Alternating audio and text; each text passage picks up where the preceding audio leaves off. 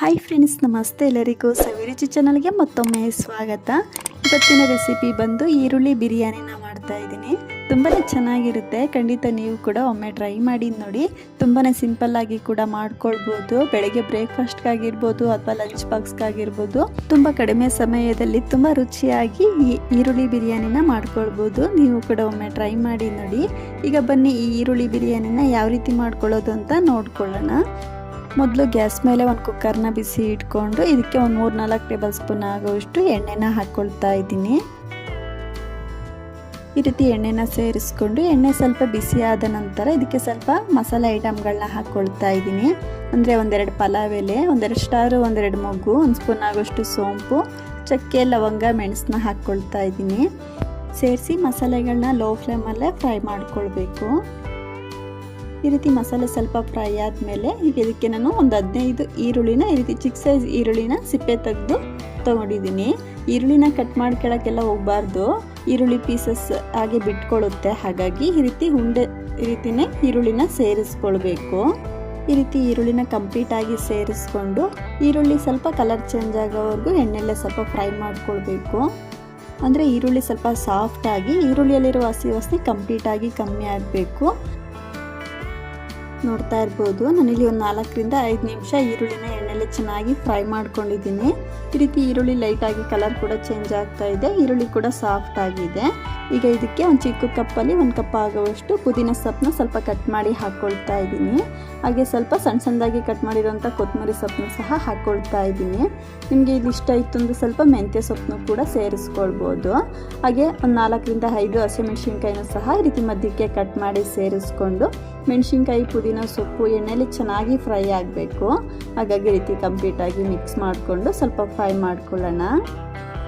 ನೋಡ್ತಾ ಇರ್ಬೋದು, ಈ ರೀತಿ 1 ನಿಮಿಷ ಚೆನ್ನಾಗಿ ಫ್ರೈ ಮಾಡ್ಕೊಂಡಿರೋದಾಗಿದೆ. ಈಗ ಇದಕ್ಕೆ ನಾವು 1 ಸ್ಪೂನ್ ಆಗೋಷ್ಟು ಶುಂಠಿ ಬೆಳ್ಳುಳ್ಳಿ ಪೇಸ್ಟ್ನ ಹಾಕ್ಕೊಳ್ತಾ ಇದ್ದೀನಿ. ಸೇರಿಸಿ ಶುಂಠಿ ಬೆಳ್ಳುಳ್ಳಿ ಪೇಸ್ಟ್ನಲ್ಲಿರುವ ಹಸಿ ವಾಸನೆ ಹೋಗೋವರೆಗೂ ಎಣ್ಣೆಲ್ಲ ಚೆನ್ನಾಗಿ ಫ್ರೈ ಮಾಡ್ಕೊಂಡಿದ್ದಾದಮೇಲೆ ಈಗ ಇದಕ್ಕೆ ಸ್ವಲ್ಪ ಡ್ರೈ ಮಸಾಲೆಗಳನ್ನ ಸೇರಿಸ್ಕೊಳ್ಳೋಣ. 1 ಸ್ಪೂನ್ ಆಗೋಷ್ಟು ಧನಿಯಾ ಪೌಡ್ರನ್ನ ಹಾಕ್ಕೊಳ್ತಾ ಇದ್ದೀನಿ. ಹಾಗೆ ಒಂದು ಅರ್ಧ ಟೇಬಲ್ ಸ್ಪೂನ್ ಆಗೋಷ್ಟು ಖಾರದ ಪುಡಿನ ಹಾಕ್ಕೊಳ್ತಾ ಇದ್ದೀನಿ. ನಿಮಗೆ ಖಾರಕ್ಕೆ ಎಷ್ಟು ಬೇಕೋ ನೋಡಿಕೊಂಡು ಖಾರದ ಪುಡಿನ ಸೇರಿಸ್ಕೊಳ್ಬೋದು.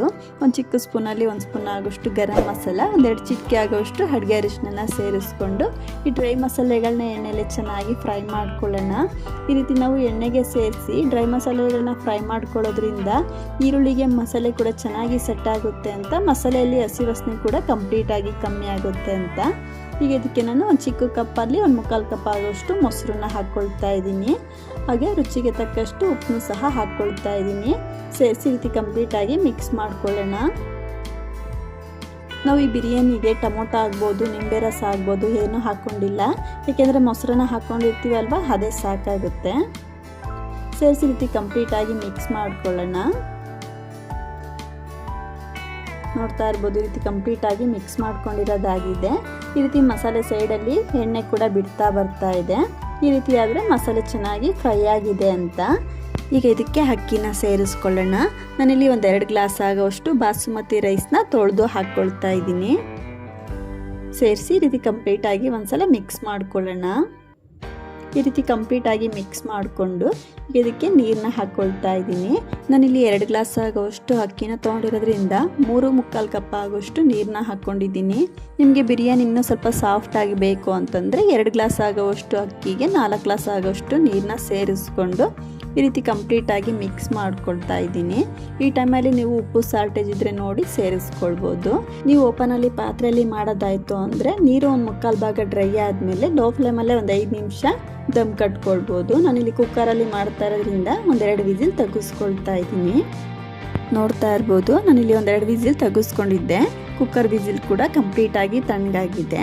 ಈಗ ಕುಕ್ಕರ್ ಓಪನ್ ಮಾಡಿ ನೋಡ್ತಾ ಇದ್ದೀನಿ. ನೋಡ್ತಾ ಇರ್ಬೋದು ಬಿರಿಯಾನಿ ಎಷ್ಟು ಚೆನ್ನಾಗಿ ಹಳ್ಕೊಂಡಿದೆ ಅಂತ. ಈಗ ಇದಕ್ಕೆ ಕೊನೆಯದಾಗಿ 1-2 ಸ್ಪೂನ್ ಆಗೋಷ್ಟು ತುಪ್ಪನ ಹಾಕ್ಕೊಳ್ತಾ ಇದ್ದೀನಿ.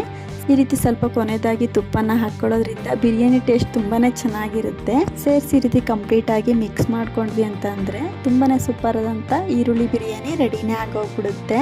ಖಂಡಿತ ತುಂಬಾ ಚೆನ್ನಾಗಿರುತ್ತೆ ಫ್ರೆಂಡ್ಸ್. ಇದನ್ನ ನೀವು ಬೆಳಗ್ಗೆ ಬ್ರೇಕ್ಫಾಸ್ಟ್ಗಾಗಿರ್ಬೋದು, ಲಂಚ್ ಬಾಕ್ಸ್ಗಾಗಿರ್ಬೋದು ತುಂಬ ಈಸಿಯಾಗಿ ಮಾಡ್ಕೊಳ್ಬೋದು.